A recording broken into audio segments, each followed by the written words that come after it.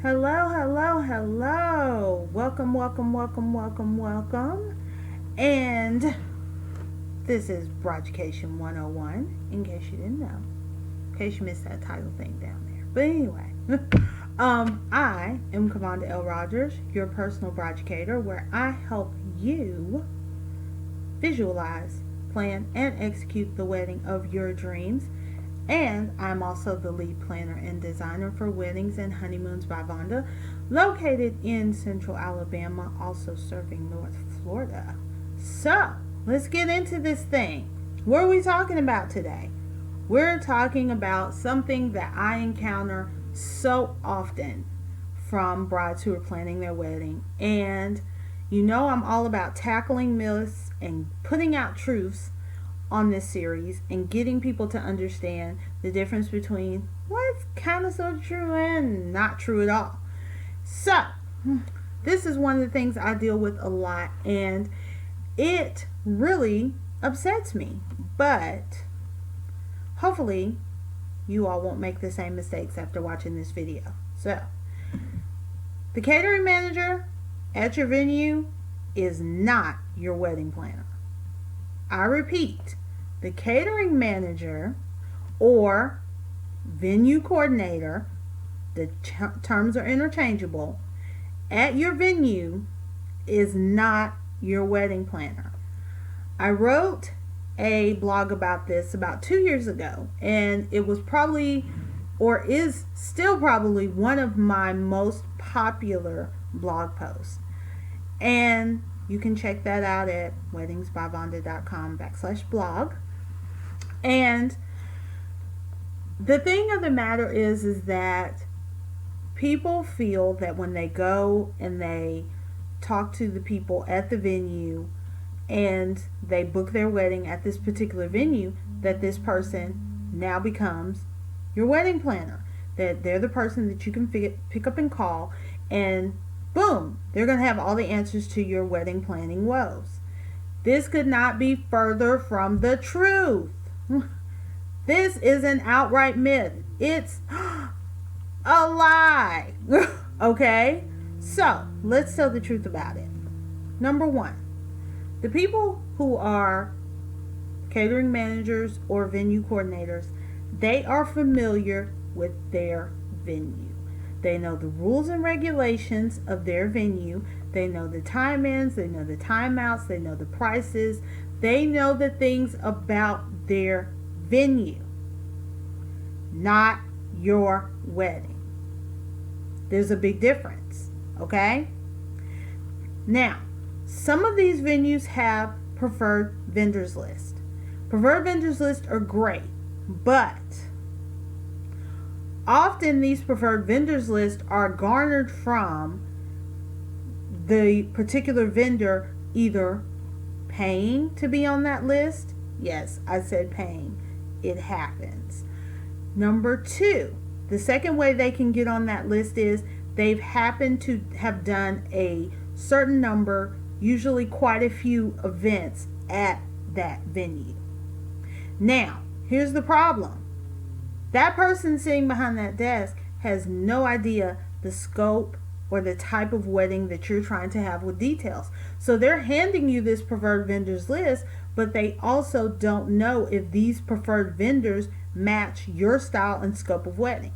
They're just saying, hey, these are some people who've worked here before. Take this, call them, maybe they can help you. Okay? Number two, they're salesmen. Sorry.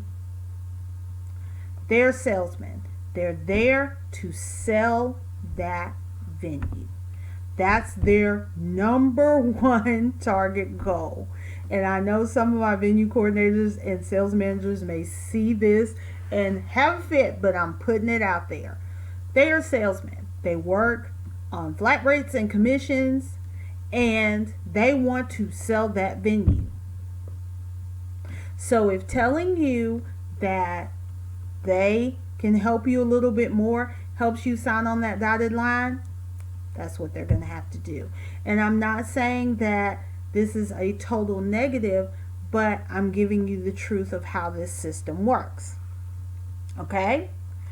And with them being salesmen, they are not exactly specialized in your type of event, because today they book your wedding. Tomorrow morning they could book a family reunion. The next day they're booking a corporate event.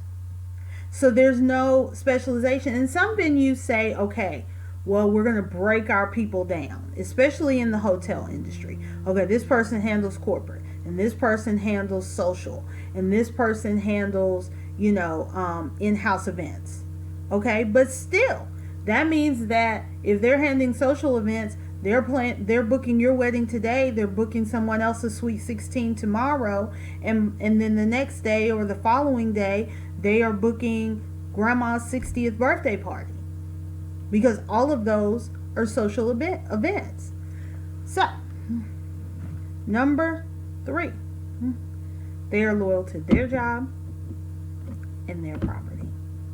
They have rules and regulations that limit them to only do so much for you and your event to come off according to their company's terms of success. So that's their number one loyalty. Yes, they want to make you happy as a client, but at the same time, they have to think about their job security. We all do. Number 4, they are not trained, or sometimes not even knowledgeable about insurance or ins and outs of the wedding issues, or issues that may come up that may be pertaining directly to your wedding. They don't often know how to create a timeline for a wedding. They don't know how to make sure, or what companies specialize in wedding liability insurance. They may know a couple of them, but they may not know all of them. They may not know whether or not you may need to carry fire insurance because now you have a video crew in the back of the room. These are things that they may not know. So you're putting a lot in their hands when you're not really sure of their knowledge and their background, because they don't have to tell you that because of the fact that they work for this venue. Okay?